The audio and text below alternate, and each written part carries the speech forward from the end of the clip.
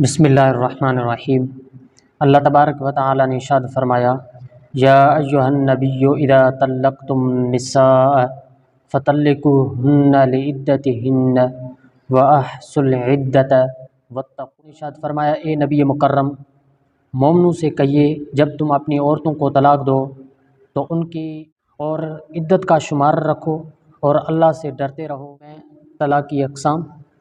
اور طلاق کا سنت طریقہ کیا ہے اور حالت حیض میں طلاق دینا جائز ہے یا نہیں، وہ آج اس ویڈیو میں بتاؤں گا۔ آخر تک ویڈیو میرا دیکھنا اور سبسکرائب کی، شیئر اور لائک کہ طلاق حیض کی حالت میں دینا جائز نہیں ہے۔ حدیث میں منع وارد ہے کہ حالت حیض میں طلاق دینا صحیح نہیں ہے، جائز نہیں ہے۔ حضرت ابن عمر رضی اللہ تعالیٰ عنہما بیان کرتے کہ انہوں نے اپنی بیوی کو حالت حیض کی حالت میں طلاق دے دی تو حضرت عمر نے نبی کریم صلی اللہ علیہ وسلم سے اس بات کا ذکر فرمایا تو آپ نے فرمایا اس سے کہو، یعنی ابن عمر سے کہو کہ وہ اپنی بیوی سے رجوع کرے اور اس کو اپنے پاس روک کے رکھے حتیٰ کہ وہ اپنے حیض سے پاک ہو جائے، پھر اس کو دوسرا حیض آئے، پھر جب وہ پاک ہو جائے تو اس کے ساتھ جماع کرنے سے پہلے اسے الگ ہو جائے یا اس کو نکاح میں روک لے، بس بے شک یہ وہ عدت ہے جس میں اللہ تعالیٰ نے عورتوں کو طلاق دینے کا حکم فرمایا ہے۔ تو یاد رکھیے کہ حالت حیض میں طلاق دینا حدیث میں منع کیا گیا ہے، یہ صحیح نہیں ہے، جائز نہیں ہے۔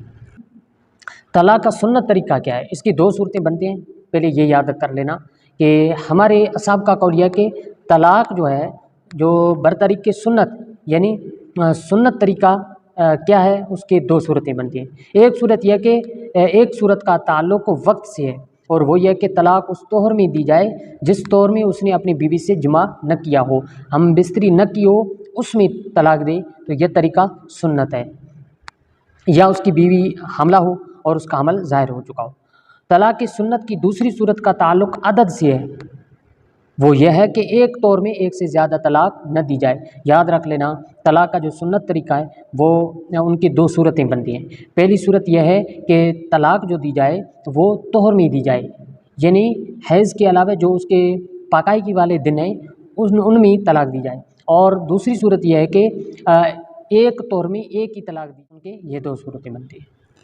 اب طلاق کی اقسام ہیں، ان طلاق کی کتنی قسمیں ہیں تو یاد رکھنا طلاق کی تین قسمیں ہیں۔ پہلی ہے احسن، حسن اور بدعی، یعنی طلاق دینا احسن کب ہے اور طلاق دینا حسن کب ہے اور طلاق دینا بدعی بدعت کب ہے، تو ان کی تین صورتیں ہیں۔ پہلی قسم یہ ہے کہ طلاق احسن،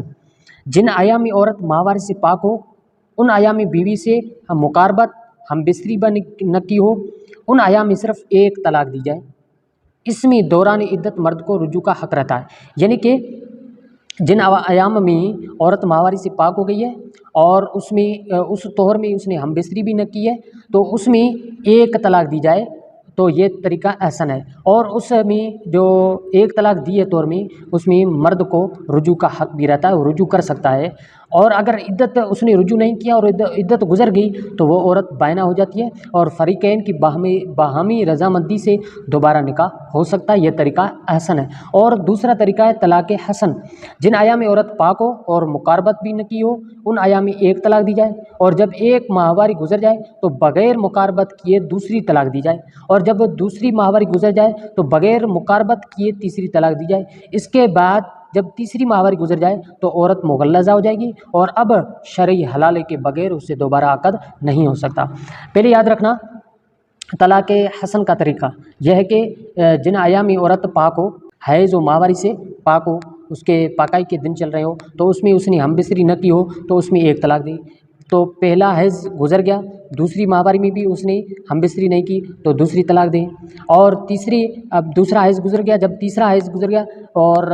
جو ہے پاکی کے دن آئے، ماہواری کے دن گزر گئے تو اب اس میں بھی اس نے پاکی کے دن میں مقاربت نہ کیا، ہم بستری نہیں کیے تو وہ تیسری طلاق دے۔ جب اس نے تیسری طلاق دی اور تیسری جو ماہواری بھی گزر گئی تو وہ عورت مغلظہ ہو جائے گی، اب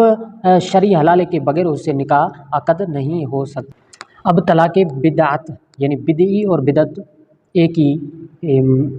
بدعت اور بدعی ایک ہی بات ہے، تو اس کے تین صورتیں بنتی ہیں۔ ایک صورت یہ ہے کہ ایک ہی مجلس میں ان کو تین طلاقیں دی جائیں اور ایک ہی دفعہ، خواہ کلمہ ایک ہو، الفاظ ایک ہی ہوں، کٹھے کر کے طلاق دی جائے، جیسے مثلاً کہ تمہیں تین طلاقیں، یا کلمات الگ الگ جدا جدا ہوں، جیسے کہے کہ تم کو طلاق ہے، تم کو طلاق ہے، تم کو طلاق ہے، تو یہ طریقہ کیا ہے؟ بدعت ہے۔ اور دوسری صورت یہ کہ عورت کی ماہواری کے ایام اس کو ایک طلاق دی جائے، اس طلاق سے رجوع کرنا واجب ہے اور یہ طلاق شمار کی جاتی ہے۔